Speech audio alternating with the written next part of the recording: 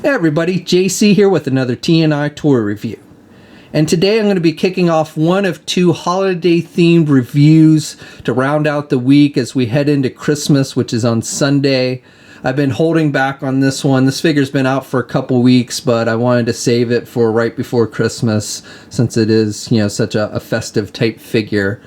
Also, I've got one more review this week that I'm hoping to get done before I head out for the holidays, which again will be kind of holiday themed. So stay tuned for that. Should be tomorrow if I get it done. But don't expect any reviews for Saturday and Sunday this week. And also, let me just say, before I go any further, Merry Christmas to everybody. And I hope everybody has a happy holidays and enjoys time with their friends and family this weekend. So anyway, as I said, this figure has been out for a while. It's the 6-inch Batman the Animated Series Holiday Joker figure from DC Collectibles. It comes packaged in the same style packaging we see with all the Batman the Animated Series figures.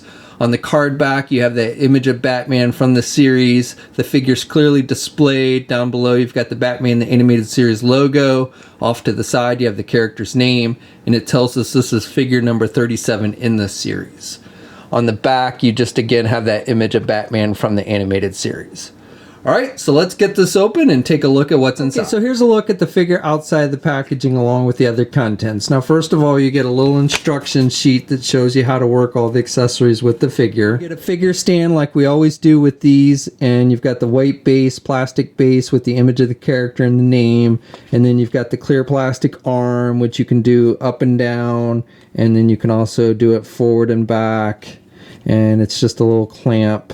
So you can take your figure and basically have it clamp around the waist and keep it from falling over. The figure comes with 3 different pairs of regular hands, so you get a pair of closed-fisted hands which are attached to the figure when you first take it out of the packaging, and you can see a little bit of red paint from the coat of the figure is rubbed off on the peg of the hand. Not a big deal since you don't see the peg when it's actually plugged in. And then you get 2 pairs of open grip type hands. You also get this extra right hand, which is made to look like a little hand puppet.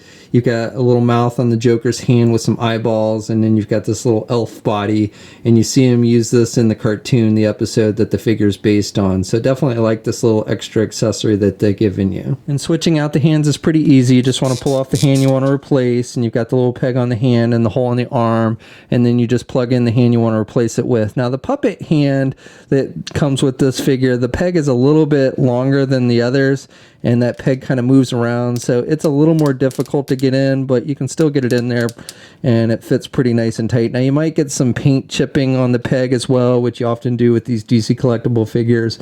Not a big deal, but again, once you get the hands in, they should fit in there nice and tight. I definitely like this little puppet hand that they've given you. We get the sad looking Joker Christmas tree, and it's just a tree with the branches, no pine needles or leaves on it. You've got the yellow Christmas star at the top, and then you've got the red tree stand at the bottom. So another pretty cool episode specific accessory that we get with this figure. And then they also include little ornaments, 5 little ornaments that you can hang on the tree, and these are done, they're just little circle plastic balls, colored plastic balls with little loops at the top so that you can hang them on the branches.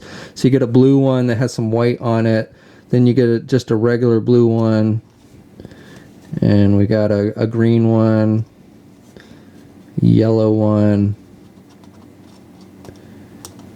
and then a red one. We get a candy cane, so this is done with just white and red. It's just a piece of plastic with white and red shaped like a candy cane. And as long as you have the grip hand that has the tighter grip, he'll hold the candy cane nice and tight in the hand. And for the figure itself, Joker's decked out in his Christmas look. He's got his Santa Claus hat on. You've got the little cotton ball on the end of the hat, and it's done with just red and white. And then he's got his normal kind of Joker expression with the big smile, the red lips, the yellow teeth. He's got yellow eyes, the white skin tone. And he's wearing this festive looking green turtleneck with a red type blazer over top of it. And the blazer's done with that kind of rubbery type material. And so it is kind of a separate piece, at least the main jacket. The sleeves are sculpted.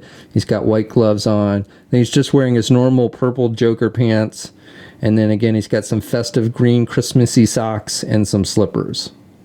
So this figure stands, if you count to the tip of his Santa hat, stands about 6 maybe a little over 6¼ inches tall.